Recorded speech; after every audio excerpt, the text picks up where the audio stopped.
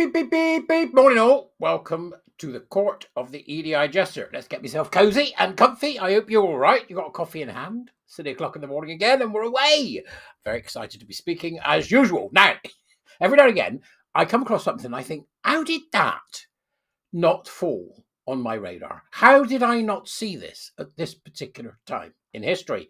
So we're going back in time today. We're going back in time to 2021, which seems a terribly long time away for those of us that have been in this awful scrap for as long as I have. So I've got a few things to say here about a completely ridiculous article in Psychology Today, a once august publication taken seriously, now reduced, certainly in 2021, to the type of homophobia that one doesn't expect to see on every day. So I've got a few things to say, but before we do that, please do like, subscribe, click the bell, get notifications.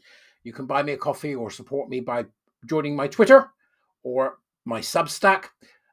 This is just surreal. Why straight men and women will straight men and women date a trans person? How did I miss this? It's insane. Evidence suggests the answer is often no. But why not? As if it's a serious question. Alfonso David, the Human Rights Campaign Foundation president, noted that in the United States, at least 37 transgender and gender non-conforming people were victims of fatal violence in 2020, far more than has been recorded in previous years. But anti-trans violence is not just physical, but also psychological, a symptom of the transphobia that is prevalent in our society. So in other words, anti-trans violence is not just physical, but also psychological. So words of violence. So whoever wrote this, Mr. Rich C. Savin Williams, PhD, thinks words are violence. Because remember, if they think words are violence, that means that when you say something they don't like, they can hurt you. That's the whole point. The subtlety of this negativity is manifested in a variety of ways, including during interpersonal interactions, such as our willingness to date a trans person. Why would you want to date somebody who is manifestly ill, who is manifestly unable to deal with reality?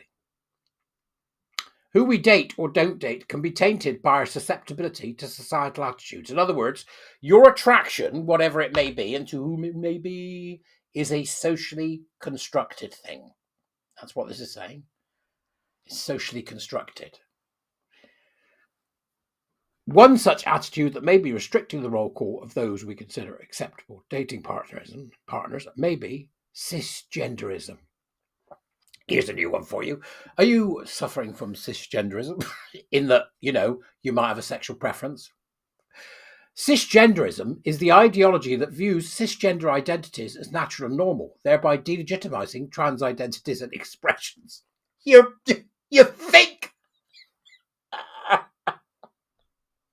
So what this is trying to do, Psychology Today is trying to do here, is to normalize playing dress up, fetishes, mental illness. Is surreal. Researchers Karen Blair and Rhea Hoskins in 2019 addressed the dating preferences of nearly 1,000 online participants with the question, would you consider dating? Options were cisgender man, cisgender woman, trans man, trans woman, and genderqueer trans. In other words, the questions were, would you consider dating men or women? That was the questions. They just make it up as they go along, see, because they think it's all socially constructed. The participants were predominantly young adults, most of whom were straight, cisgender individuals.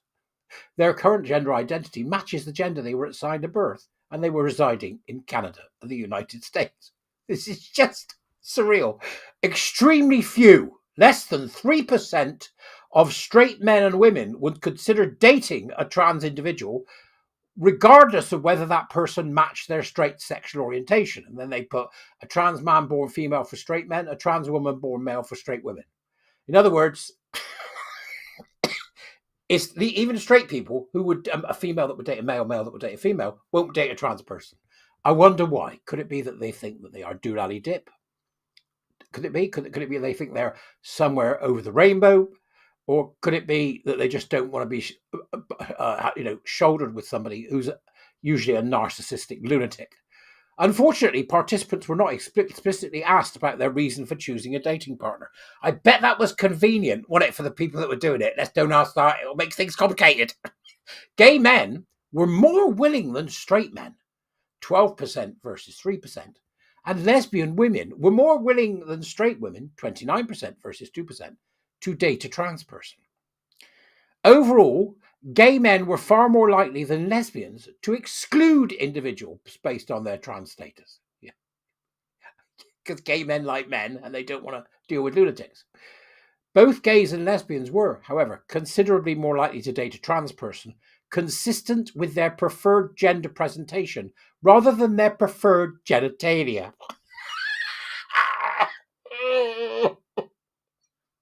This is real. I've checked. Okay, I've had a look at the old sourcage, and this is real. The link to the real article is there for you to have a look at. We do not know the importance of whether that dating partner had altered their genitalia through surgery to match their trans identity. You mean destroyed their genitalia?